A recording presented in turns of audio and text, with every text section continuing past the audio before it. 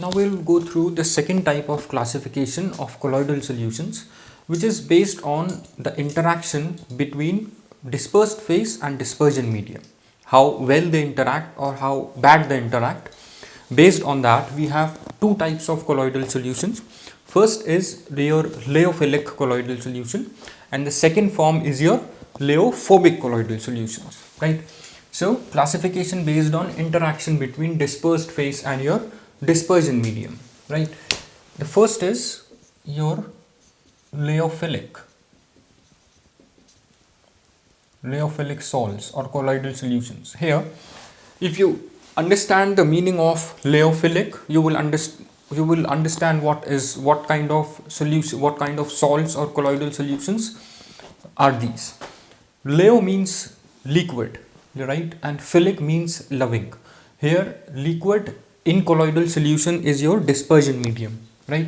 So dispersion medium loving, right? So what is the second thing, which is the second component that we have in colloidal solutions, is your dispersed phase, right? So dispersion medium loving is your dispersed phase, right? So when this colloidal solution is of the form where dispersed phase is dispersion medium loving, that means we have good interaction between dispersed phase and dispersion medium, right? And they easily mix with one another, right? So such colloidal solutions in which dispersed phase and dispersion medium can easily mix with one another, right, are your lyophilic colloidal solutions, right? Example of these colloidal solutions are when substances like starch, gelatin, gum, right, these kind of solutions, these kind of organic substances, right, maybe proteins, right, are added to a suitable liquid, right, that will act as a dispersion medium, then they both mix well with one another, right, to form colloidal sol, which is your lyophilic sol, right? So here, just remember, leo means liquid, right? Philic is loving. Sorry, loving, right? Liquid, loving. Liquid is your dispersion medium, right? So here, dispersion medium loving. Just dispersion medium loving. What is your dispersion medium loving? Is your dispersed phase, right? That means we have a good interaction between dispersed phase and dispersion medium. So here in this, good interaction between dispersed phase and your dispersion medium. Example is when organic substances like starch, gelatin, proteins are mixed in a suitable liquid. Example, when starch, gelatin or proteins mixes in a suitable liquid, right? So these kind of substances, starch, gelatin, proteins, these kind of organic substances mainly, they form your lyophilic colloidal solutions, right? So this suitable, when they are mixes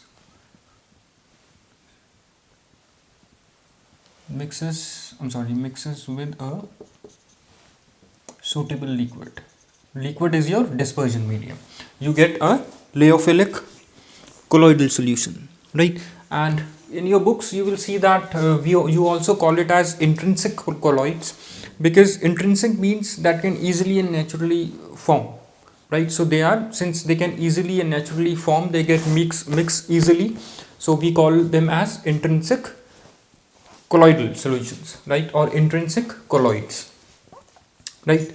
And one important property of these kind of solutions is that if you have a colloidal solution, right, lyophilic colloidal solution where you have, in which you have a dispersed phase and dispersion medium, right, and if the dispersed phase and dispersion medium are separated, say by evaporation, if you evaporate the lyophilic colloidal solution, right, if the dispersion medium evaporates, right, then the same colloidal solutions can be made back.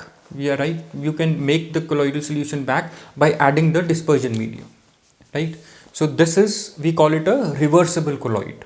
These lyophilic colloids are reversible colloids because they can be easily formed, right, once the dispersed and dispersion medium are separated, say by evaporation, then when the same are mixed again, say if the dispersion medium is evaporated, right, and you just have now dispersed phase, so if you add dispersion medium to the dispersed phase, it will easily form the colloidal solution, which is your lyophilic, easily. So they are reversible colloidal solutions, because they can easily get formed, right. Here, if you have a, so since if this is a sol lyophilic, right, which consists of a dispersed phase plus your dispersion medium, right. So when, say if this is evaporated, right, to remove this dispersion medium, to evaporate the dispersion medium, right, then you have separate dispersion medium, dispersed, you just have dispersed phase, right, and if you add your dispersion medium to this dispersed phase, right, you get this sol back, right. So that is why we call it a we call these as, these are your reversible colloids, right. And the second thing about these colloids is that they are stable, right. Lyophilic colloids are stable colloids because of their good interaction because of the good interaction between dispersed phase and dispersion medium. They are stable colloids, right. What do we mean by stable? By stable, we mean that if a lyophilic colloid is allowed to stand for some time, it won't coagulate or it won't precipitate. The dispersed phase would not settle down at the bottom, right. Why? Because dispersed phase is completely mixed with dispersion medium, right. Since they are completely mixed with one another, so it will not easily precipitate out, right. So they are, this is first, second is, they are stable colloids,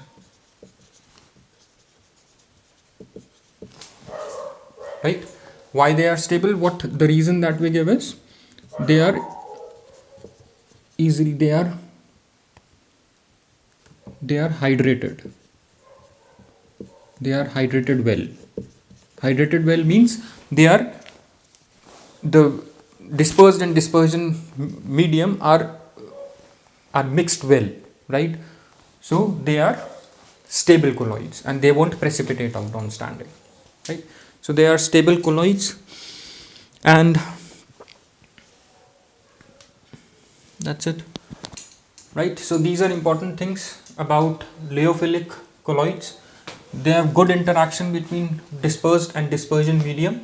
These are example, these organic substances when added to a suitable liquid, they will form a colloidal solution, right. And these are reversible colloids. By reversible, we mean if we remove the dispersion medium, say by evaporation, and if you add the dispersion medium back, it will give you the colloidal solution, right. And the second is, they are stable colloids because they are well hydrated or they are well mixed up with one another. Since the dispersed phase particle, which are colloidal particles, they are well mixed with the dispersion medium, that is the liquid, right. So they are not easily precipitated out. If you allow them to stand, the dispersed phase, right, which are colloidal particles, they won't get precipitated, right, because they are very well mixed with the dispersion medium. right? So these are your lyophilic colloids. The second type of colloid you have is your lyeophobic colloid, right? So once you understand lyophilic, it's very easy to understand lyeophobic. Again, we'll just understand it the way we understood this. Leo means liquid, phobic means hating, right? So liquid hating, same as this, dispersion medium hating. So dispersion medium hating. What is the other component? Dispersed phase. The dispersed phase is your dispersion medium hating, right? So since dispersed phase is hating your dispersion medium, that means they both will not mix well with one another, right? So lyophilic colloids, they in lyophilic colloids, the dispersed phase and dispersion medium do not mix well, right? And the substances that form lyophilic colloids are metals, mostly metals and their sulfides, metals like gold, silver, right, and silver sulfide. These kind of substances will form lyeophobic colloids, which is dispersion medium hating, right? So here this is your liquid, and this means hating, right? So if we combine this means liquid hating. What is your liquid hating here? Liquid is your nothing but dispersion medium, right? And this is your dispersed phase, right? So since dispersed phase is dispersion medium hating, so dispersed phase will not mix well with the dispersion medium, right? So dispersed phase will not, or let's write it this way, dispersed phase won't mix well with dispersion medium,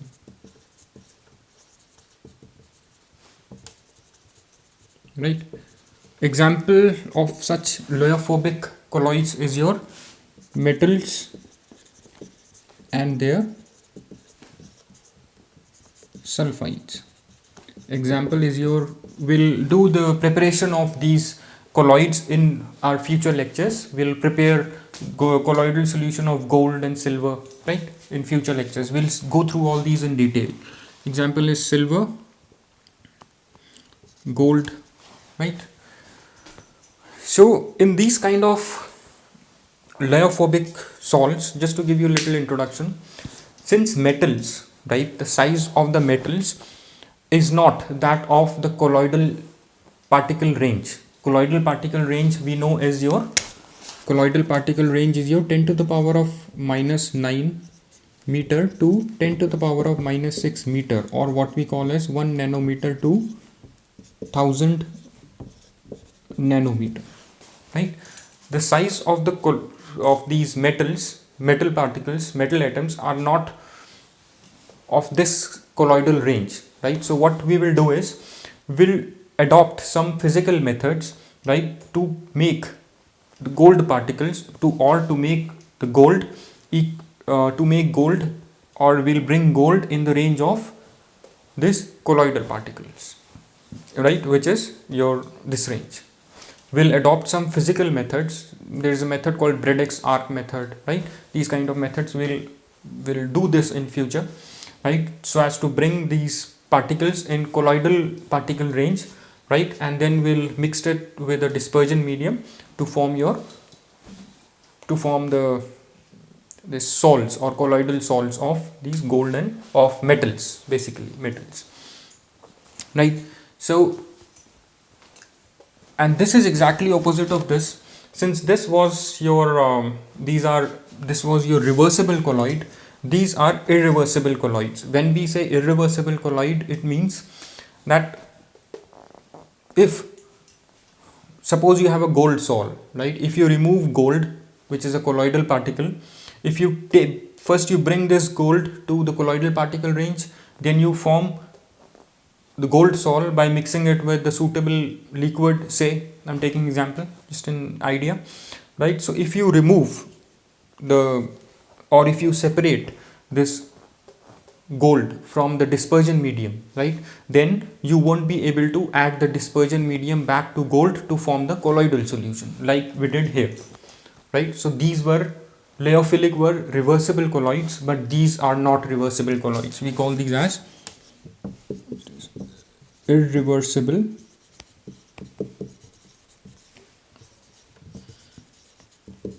colloids, right? And we said that these were stable colloids, right? These were stable colloids because they are well hydrated, right?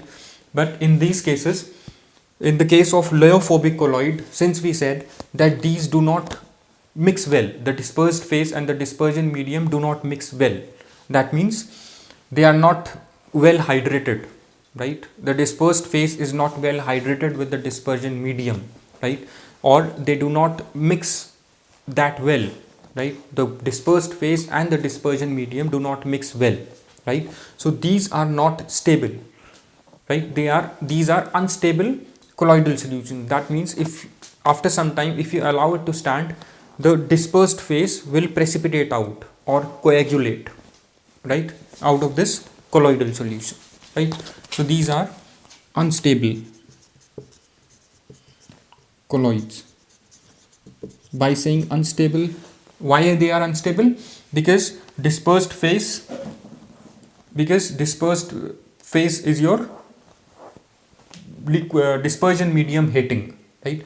Due to which dispersed phase and dispersion medium do not mix well, and dispersed phase may precipitate out. Why unstable? Because they precipitate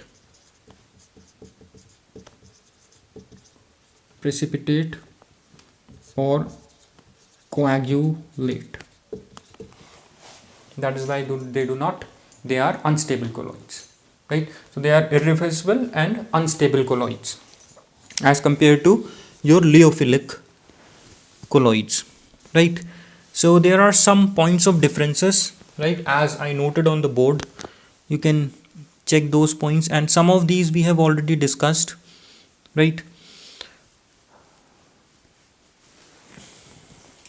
Right, and one important thing is they are irreversible, and if you try to just look at these points, if they are precipitated out, right, if you have a precipitate of this leophobic colloid, right, and if precipitate is the dispersed phase, and if you add the dispersion medium to the precipitate, it won't give you back, it won't form the colloidal sol, right? So these are irreversible colloids because on precipitating, because if you add dispersion medium to the precipitate, it won't give you back the colloidal sol. So these are some points of differences, right, based on the properties. Stability, we've said that these are stable, leophilic are stable and are not easily precipitated by addition of electrolytes, right? And hydration, easily hydrated, not much hydrated. We have discussed this. Reversible and irreversible. These are reversible in nature, these are irreversible. Nature of substance, they are easily formed by organic substances, right? We have taken starch, gelatin, proteins, right? And these are formed by metals and their sulfides, right? These are formed by metals and their sulfides. Viscosity, this leophilic, their viscosity is much higher than the medium, dispersion medium. Why? Because dispersed phase mixes well with the dispersion medium, so it makes it more viscous. Almost same as medium. Lower than the dispersion. Surface tension we know is the surface phenomena, right? The surface tension for leophilic is lower than the dispersion medium. So, and this is same as the dispersion medium, right? So all these points are important, and this leophilic and leophobic are important for the exams as well, right? So I hope all this is clear to you. Thanks.